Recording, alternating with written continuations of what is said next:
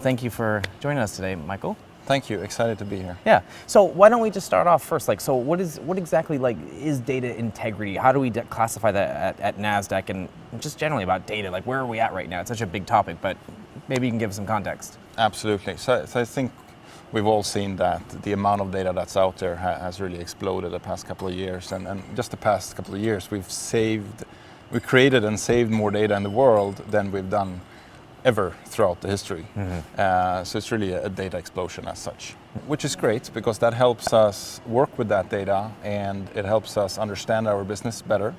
It helps us to understand how our business operates and how we could potentially make it more efficient, and kind of come to more data-driven conclusions and help to drive that decision-making in the business. It also helps us to create new insights and analytics that our clients can use to drive their investments decisions.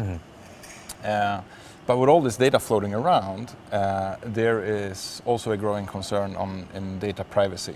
I think we've all become aware of that with the European GDPR regulation rolling out this spring, with you getting all these emails with basically companies that you pretty much forgot that you had an interaction with, asking you to opt in to kind of store your data.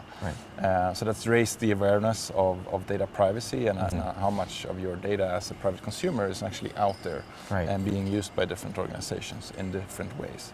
I guess now turning more towards the data integrity side. So you gave me some context about the data explosion, all that.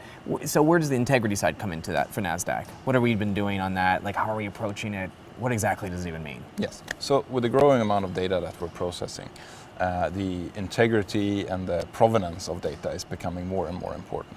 So provenance, you mean like just kind of proving? Provenance, where it originates from, and what it looked like from its point of origination.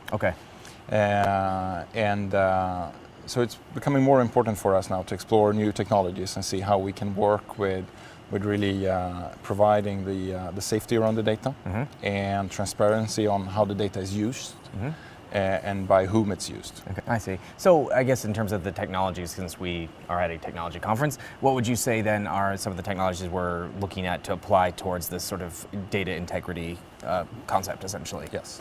So I think one key concept is which has been around a long time is cryptography. So always keeping data encrypted and unreadable to anyone who should not be able to read it. And cryptography has been available for a very long time, but it's obviously evolved as kind of computer power has evolved as well. So we're now looking at modern cryptography, but also combining that with blockchain technology.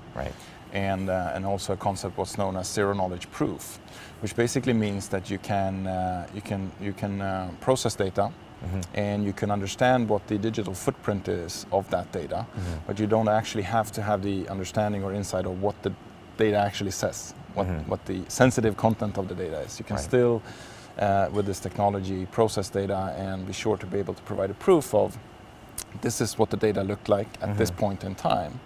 And then if you do this in a workflow where data is processed, you can then provide basically points in time and say, at this time the data looked like this, and here it was touched or viewed by this person or this user.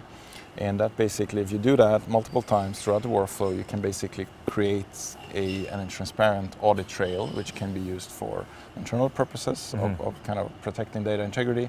But you can also expose this process to regulators, to external auditors, to kind of really help up the game on data integrity and safeguarding the protection of data, basically. Sure. So then where does this fit within the whole GDPR space right now, since this year everyone was talking about it. I think my mom knew what GDPR was. She doesn't know what I do for a living, but she knows what GDPR is.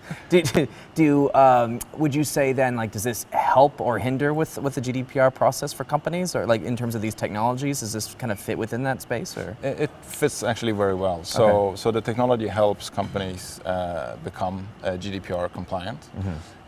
So obviously the added transparency and where kind of the data originates from and how it's being used is part of that. But also how we're actually looking at, so if we always keep the data encrypted whilst in flight, and Nasdaq can be the holder of all the keys that unlocks this encrypted data.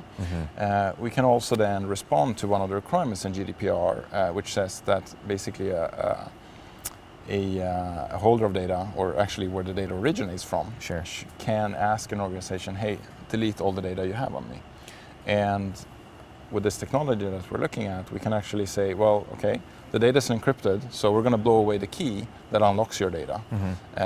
So whilst it's difficult to erase the data from all the different databases and everywhere where it sits, if we're blowing away the key, you can never access that data again. So it's gone and unusable in that sense. Oh, okay. Well, in that case, yeah, no, that's really interesting. So I guess going back to just Nasdaq generally, what do you see us potentially exploring in the near term? I mean, you mentioned some of the technologies, but is there areas where you think that we could have more of a commercial interest in this space, or is this something where we're not quite there yet at this point?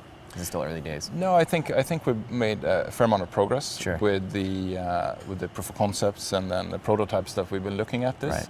So I think it sits very well as a service in kind of next to the type of technology solutions we provide today. And it's also we're seeing that it's a great solution to offer to our non-financial markets. Which are typically very active users of large amounts of data.